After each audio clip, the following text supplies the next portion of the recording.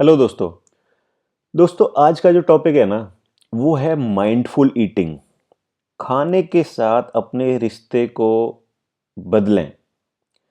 दोस्तों, ये टॉपिक क्यों जरूरी हो गया है पता है? और इसको ओवरऑल समझते हैं।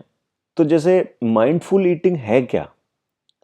माइंडफुल ईटिंग है जब हम फुल्ली प्रेजेंट होके अपना खाना खाएं। जैसे बच्चा खा रहा है ना, उस तरह से। बट ये जो फोटो है, इस तरह से आज की डेट में फोटो मिलना बड़ा मुश्किल है। क्योंकि जब बच्चा खाना खा रहा होता है ना, छोटा बच्चा स्पेशली मैं बता रहा हूं, 6 8 10 साल तक का, उसके हाथ में मोबाइल रहता है या वो टीवी देख रहा होता है। और ऐसे छोटे बच्चे की कंडीशन नहीं है, बड़े बड़े भी ऐसे ही करते हैं। वेब सीरीज लगा दी, खाना वहीं खा रहे हैं। टीवी पे लगा दिया, मोबाइल पे लगा दिया, देखते जा रहे हैं, वेब सीरीज चल रही है, खाना खा रहे हैं। सोशल मीडिया चल रहा है, खाना खा रहे हैं। मतलब कोई ना कोई ऐसी चीज चल रही है, कोई डिस्ट्रैक्शन वाली चीज चल रही है जिससे फुली प्रेजेंट रह के वो खाना नहीं खा रहे। इससे बहुत बड़ा नुकसान होता है बॉडी में। ठीक है ना? माइंडफुल ईटिंग का मतलब यह है, टेस्ट लेके, टेक्सचर को समझ के, स्मेल को फील करके खाना खाना अच्छे से। मतलब अपने फूड को ना पूरा अप्रिशिएट करके खाना खाना। जिसने वो फूड बनाया ना, उसको अप्रिशिएट करके खाना खाना। ठीक है ना? ये एक्चुअली डाइटिंग के रिगार्डिंग नहीं बता रहा हूं मैं इस वीडियो में। जो बताने वाला हूं ऐसा नहीं है डाइट करने के लिए क्या करना है। माइंडफुल ईटिंग डाइट वाली माइंडफुल ईटिंग नहीं है। ये ईटिंग है अपने फूड के साथ हेल्दी रिलेशनशिप बनाना। ठीक है ना? बॉडी की सुनना, जब भूख लग रही है और जब फुल हो गए, आपने खाना खा लिया है, उस मोमेंट को भी सुनना। ठीक है ना? आज की जो रस्ट एक्टिविटी चल रही है ना, मतलब खाने को क्या कहते हैं, जल्दबाजी का काम बना दिया है। जैसे बाकी जो काम है ना, बाकी जो काम जल्दबाजी से हो रहा है ना, ऐसे ही खाना भी जल्दबाजी से खाना। मतलब टाइम नहीं देना, 5 मिनट में भी खाना खाना, या कभी ज्यादा टाइम है तो पता चला खाते ही रहना। ठीक है ना? ये भी खा लिया, वो भी खा लिया, फिर बाद में ये सोचना अरे यार ज्यादा हो गया आज। ठीक है ना? तो माइंडफुल ईटिंग का हमारी लाइफ में बहुत बहुत बड़ा योगदान है। पहले लोग पालती मार के जमीन पे बैठ के बड़े प्यार से खाना खाते थे। ठीक है ना?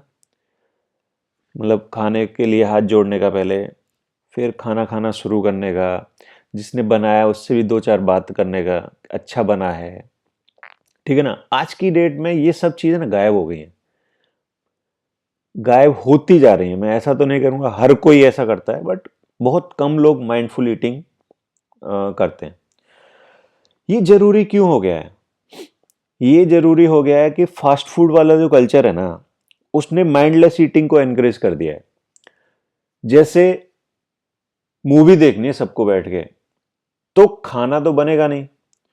तो खाना नहीं बनेगा तो क्या होगा? ऑर्डर कर दो। ऑर्डर करते हैं तो वो जो खाना है ना, वो हमारी हेल्थ के लिए इतना अच्छा नहीं रहता। जो फास्ट फूड टाइप के आइटम हम लोग ऑर्डर करके मंगा लेते हैं। हम लोग जब खाना ऑर्डर करते हैं ना, हम चपाती नहीं मंगाते, बाई चांस मंगाते हैं। हम कोई फास्ट फूड, पिज्जा बर्गर या उस तरह की कोई चीज मंगाते हैं। ठीक है ना?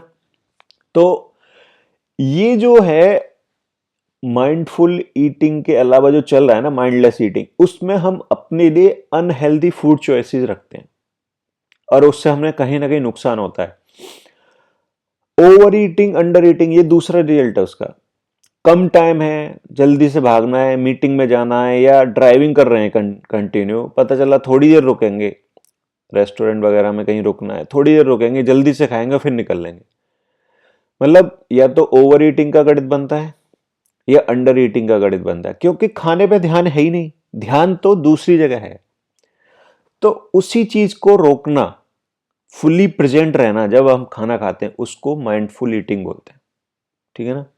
और ये बहुत बहुत जरूरी है हमारे स्वास्थ्य को लेके। बेनिफिट्स क्या क्या है? एक तो इससे ना डाइजेशन सिस्टम इंप्रूव होता है।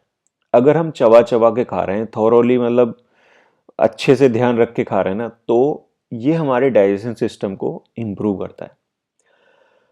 हेल्थ वेट मैनेजमेंट, मतलब जब हमने खाना खा लिया ना, हमारा पेट भर गया ना, तो हमें रुकना है, ओवर ईटिंग नहीं करनी है। या हमारा वेट कम है तो हमें ध्यान से खाना खा रहे हैं, हम क्या खा रहे हैं, हमारे शरीर को वो चीज लग रही है नहीं लग रही है, उस तरह से ध्यान रख के खाना है कि हमारा अंडर वेट की जगह नॉर्मल कंडीशन हो जाए। ठीक है ना।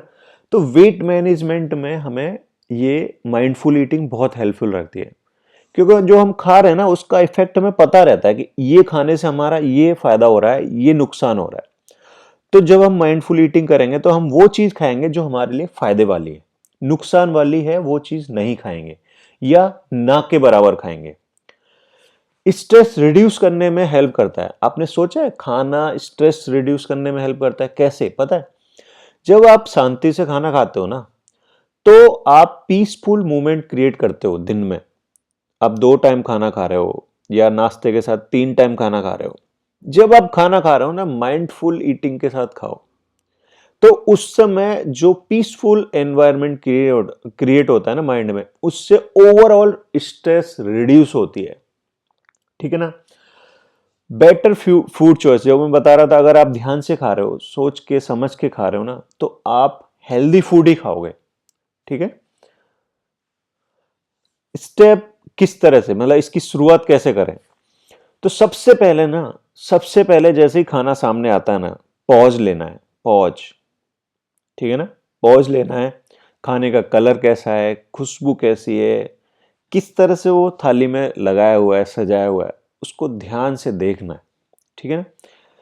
डिस्ट्रैक्शन को एलिमिनेट करना है, मतलब उस समय कोई स्क्रीनिंग पे नहीं रहना है। लैपटॉप चल रहा है, टीवी चल रही है, मोबाइल चल रहा है, आईपैड चल रहा है, सब बंद। ठीक है ना। No screening. इवन स्क्रीनिंग से ज्यादा जरूरी हो गया ये कॉर्पोरेट लाइफ में। मैंने देखा कई बार हम लोग दोपहर का खाना ही स्किप कर देते हैं। कोई मीटिंग है, एक मीटिंग से दूसरी मीटिंग में गए, तीसरी मीटिंग में मैंने खाना ही नहीं खाया। तो ये जो मल्टीटास्किंग होती है ना, या पता चला कोई दूसरी एक्टिविटी चल रही है, ठीक है ना, कोई फोन चालू है, स्क्रीन नहीं चल रही बट कॉल चल रही है, तो भी डिस्ट्रैक्शन है। तो खाने के टाइम पे हमें वो चीज जितना हो सके मिनिमाइज रखनी है। और अगर हो सके पूरी तरह से बंद कर सकते हो तो बंद कर दो। जहां खाने की जगह है ना, वहां से मोबाइल को बाहर रख दो उतने टाइम। ठीक है ना। स्लोली चबा चबा के खाओ। ठीक है ना। उसके टेस्ट टेक्सचर को, हर एक बाइट के टेक्स्ट टेक्सचर को ना फील करो, टेस्ट करो अच्छे से। अपनी बॉडी को सुनो, जब भूख लग रही है तब खाना खाओ। ठीक है। और जब पेट भर गया है तब रुक जाओ। अपने फूड को ना अप्रिशिएट करो, अपने मील को अप्रिशिएट करो। ग्रेटिट्यूड की प्रैक्टिस करो। ये खाना आपकी थाली तक कैसे पहुंचा? एक किसान ने ना मेहनत की होगी खेत में, उसके बाद ये फसल उगी होगी, फिर ये फसल पकी होगी, ये गेहूं है। मैं बता रहा बहुत सारे बच्चे ऐसे हैं शहर में, स्पेशली गांव में तो कई बार लोगों को पता रहता है, बट शहर में मैं बता रहा हूं, उनको ये नहीं पता है कि जो आटा है ना, आटा किससे बना हुआ है। वो चीज पेड़ पे उगती है, जमीन के अंदर उगती है, या छोटा प्लांट होता है, वो नहीं पता है उनको। ठीक है ना। तो ये जो है ना, किसान ने मेहनत की, बहुत सारी लेबर लगी, उसने मेहनत की, पौधे उगे, गेहूं की फसल उगी, गेहूं की फसल पकी, पकने के बाद दाने अलग हुए, इससे आटा पिसवाया पापा ने, मम्मी ने, या किसी और ने, जहां से भी आपने खाना लिया, आटा बना, और ये चपाती की फॉर्म में आपकी प्लेट में आया। इस पूरे प्रोसेस को एक्नोलेज करो, इसको अप्रिशिएट करो। कितने लोगों ने हार्ड वर्क किया, किसान ने किया, लेबर ने किया, और जिसने खाना बनाया, आपकी वाइफ ने खाना बनाया, आपकी मम्मी ने खाना बनाया, आपकी सिस्टर ने खाना बनाया, आपके पापा ने खाना बनाया, या किसी और ने होटल से खाना मंगाया तो वहां कुक ने खाना मंगाया। ठीक है। तो ये खाना जिसने भी बनाया ना, उसको, मतलब उसके हार्ड वर्क को ना विजुअलाइज करो, कितना सब लोगों ने मेहनत की आपकी ये प्लेट के लिए। ठीक है ना। अगर आप ग्रेटिट्यूड की प्रैक्टिस करते हो ना, तो एक पॉजिटिव आउटलुक क्रिएट होता है, और फिर आप है ना अपने फूड को एप्रिशिएट करते हुए, एंजॉय करते हुए खाते हो। ये है माइंडफुल ईटिंग।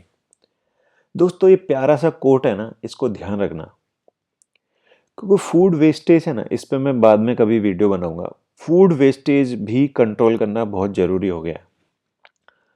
बहुत प्यारा कोट है, मैंने अपनी पुरानी जो कंपनी थी उसमें लिखा हुआ देखा था, कैंटीन में लिखा हुआ था, बहुत प्यारा, मुझे अच्छा लगा। इतना ही लो थाली में, व्यर्थ न जाए नाली में। आई होप आपको ये वीडियो पसंद आया होगा, और पसंद आया ना तो प्लीज़ लाइक करें, शेयर करें और कमेंट करना ना भूलें। और हाँ दोस्तों, अगर अभी तक फास्टलेन फ्रीडम चैनल सब्सक्राइब नहीं किया ना, तो प्लीज़ इसको सब्सक्राइब करें और बेल आइकन को हिट करना ना भूलें, ताकि आपको नए नए वीडियोस की इंटीमेशन मिलती रहे। Thank you.